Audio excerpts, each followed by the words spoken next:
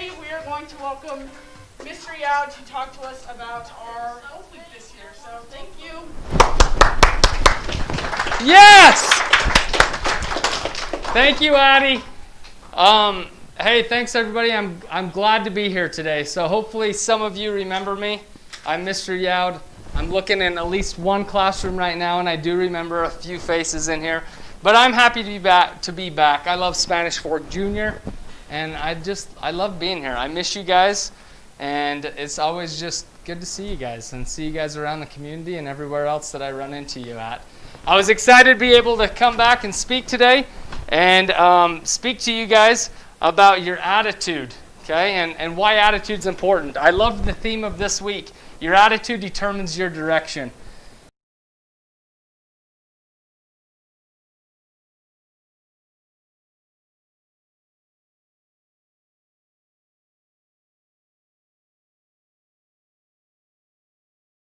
Today's got to be a good day. I have to have a positive attitude. You go to the next slide, please. And so, every situation is different.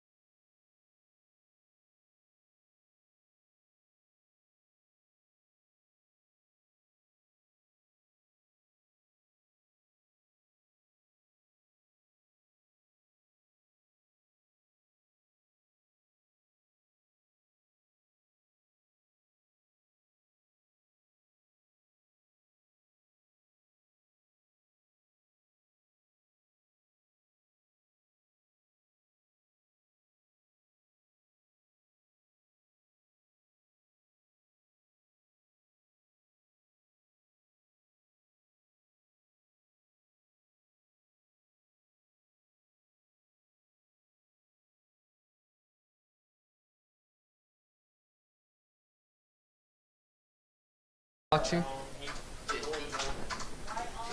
Here's the thing, even though it's not working, we get to choose whether we have a positive attitude or a negative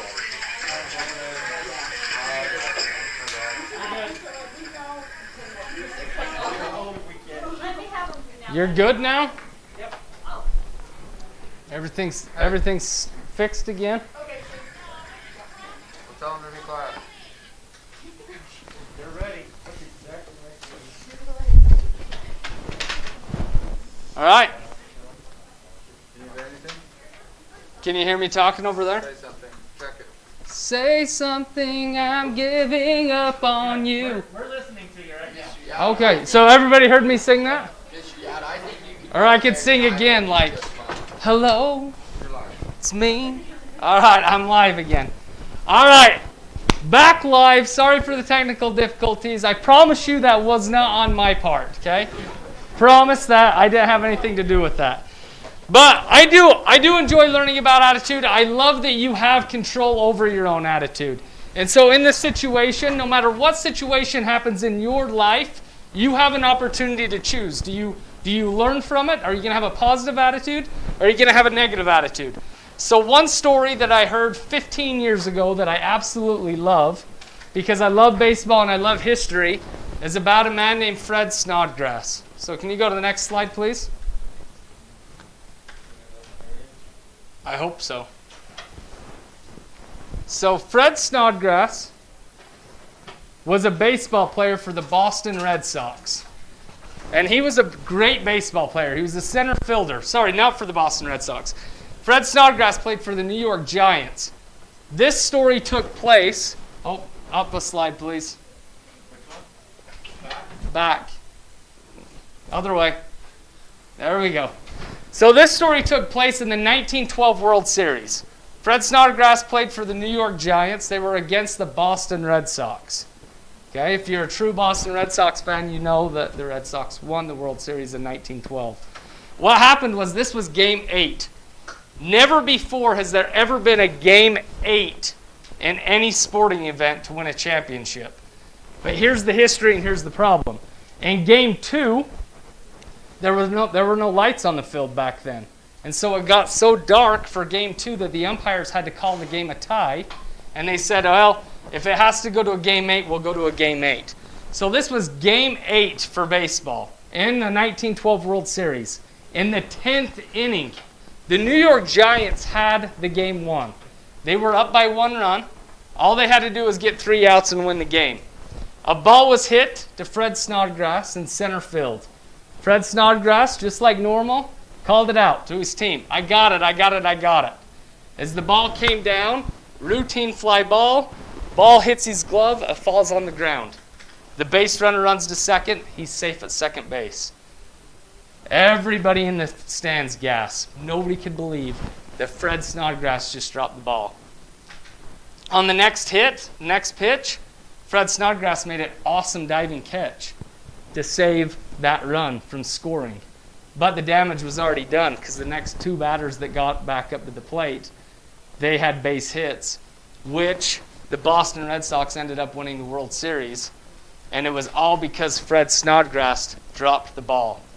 From that moment on, for the rest of his life, Fred Snodgrass was known as the man who dropped the ball. Forever.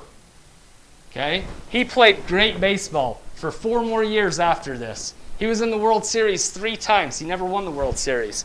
After baseball, he was a banker. He was a businessman. He was a farmer. He spent 11 years on the city council of the city that he lived in. He was even the mayor of his town. But still, everybody knew him as the man who dropped the ball. Okay? In his obituary in 1974, Fred Snodgrass, in parentheses, the man who dropped the ball. But he never let this get him down. He was always positive about that situation. He could have let that negative thing affect his attitude for the rest of his life. Can you go down a slide, please? Oh, it's right there.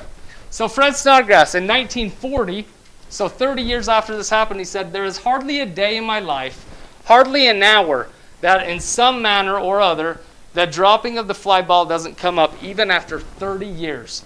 Can you imagine making one mistake today that somebody reminds you of that mistake every day for the rest of your life? Wouldn't that hurt? Wouldn't you be like, I know it's in the past, right? I know it's gone. But nobody let him forget that mistake.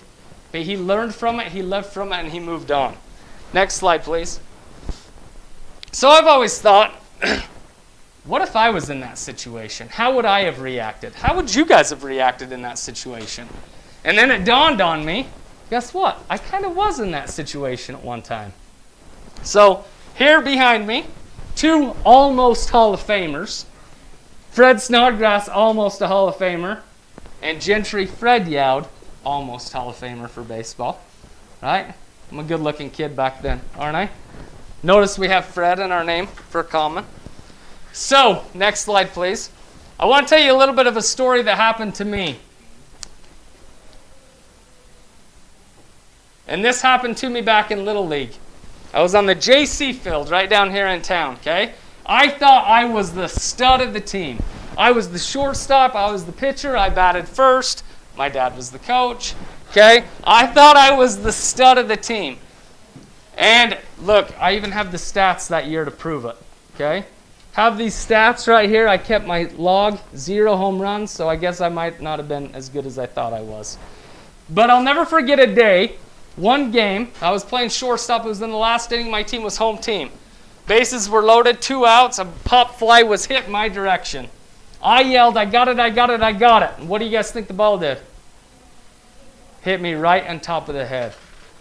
Right on top of the head. I started to cry. I fell on the ground.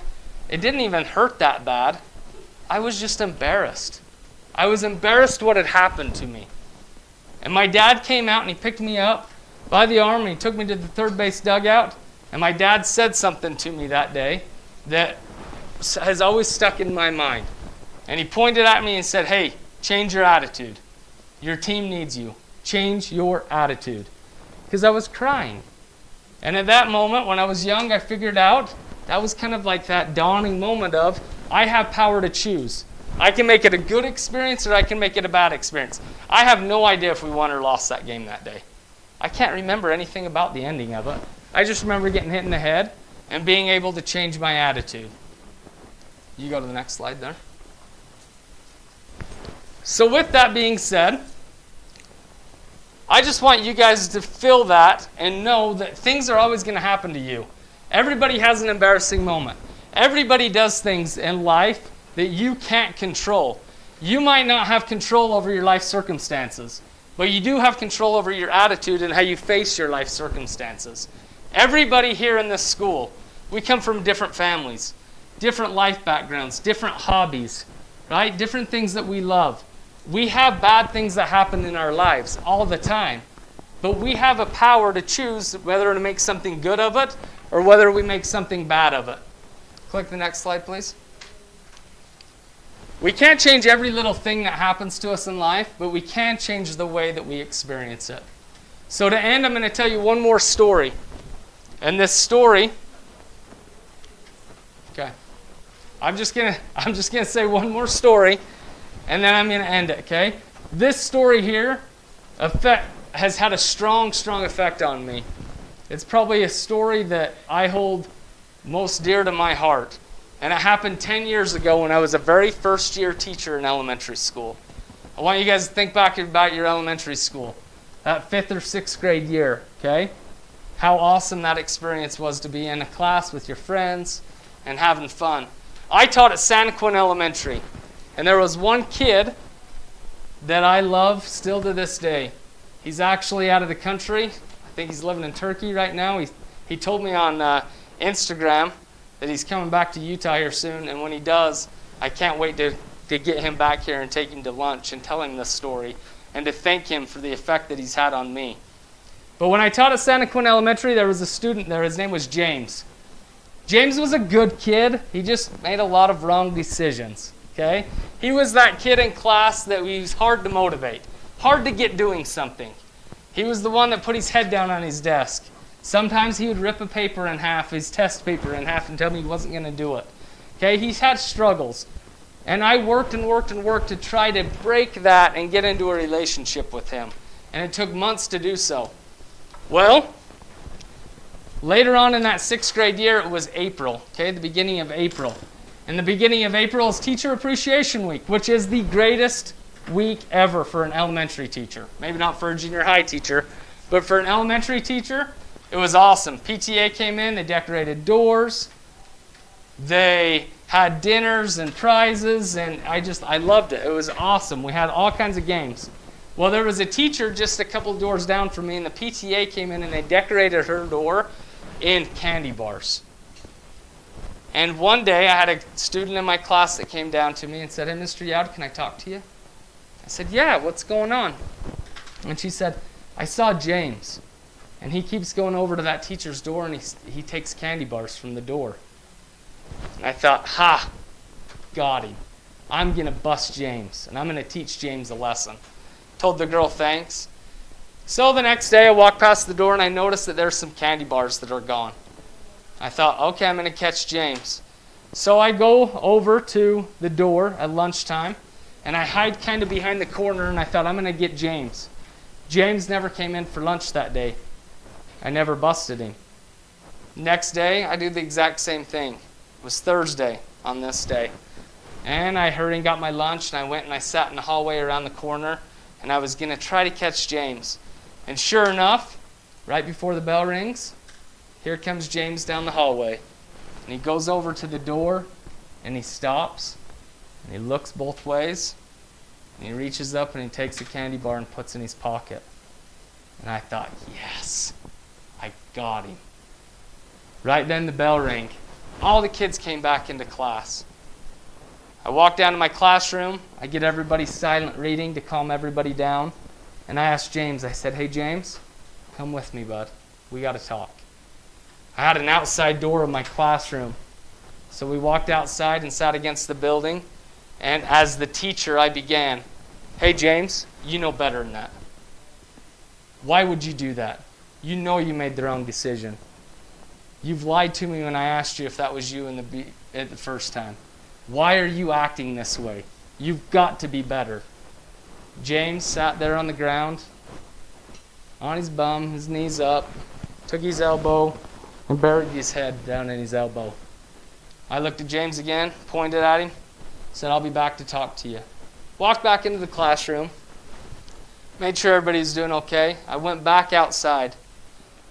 This time I knelt down by James, sat down by him, and I said, "James, I just want you to answer one question for me. Just one. Tell me why. Why are you acting this way? Why are you doing this?" And this is the moment that changed really my teaching and really my entire life. James then, very slowly, looked up from his elbow, looked at me with tears in his eyes, and he said one word. I said, "Why'd you do that?" He says, "I'm hungry." I said, "You're hungry?" He says, "Yeah." I said, "What'd you eat for breakfast?" He says, "Nothing." I said, "What'd you eat for lunch?" "Nothing." I said, "Okay, I get you now. I get it." And so we got up. I walked back in the classroom. I grabbed a couple granola bars. I grabbed a bottle of water I took back out to him. We went down, we talked to the principal, and we said, "All right, we got to make sure this kid's eating." From that point on, I never had another problem with James. James changed his attitude towards me, and I changed my attitude towards him. But it took me taking a step and getting to know James a little bit better. James had a struggle. That's all it was. Don't we all have a struggle of something in our lives? Like I said earlier, all of us come from a different life situation, a different background. But we can always make the best of it. Always. I will forever be in debt to James for teaching me that lesson of attitude and opening up to people. I hope you guys know today that you have so many people that love you. You have an entire school full of teachers, full of technicians, custodians, lunch ladies, counselors, principals. So many people that love you that you can turn to for help if you need it. Families, people in your community. If you guys are struggling anyway, just ask for a little bit of help. But then on another foot of that, another side of this, I hope you guys remember that you can be a big change in somebody else's life. But you have to have the right attitude set to do that. But it's the little things that'll make a difference. Help somebody. Go sit by somebody at lunch. Go talk to somebody. Talk to somebody new in your classroom. Help somebody who's struggling. But it's the small change of attitude that'll make the biggest difference. So your attitude determines your direction, does it? Absolutely. From my small experience 10 years ago with James, completely has changed myself, my teaching, and how I am in and outside the building. And I hope you guys can do that too. You have power to choose. You have power every single morning to make it a positive day or a negative day. But it all starts with your attitude. I love you guys. I appreciate you guys. Thank you for letting me be here today. Be proud that you go to Spanish Fork Junior because it's an awesome place. Thanks, guys.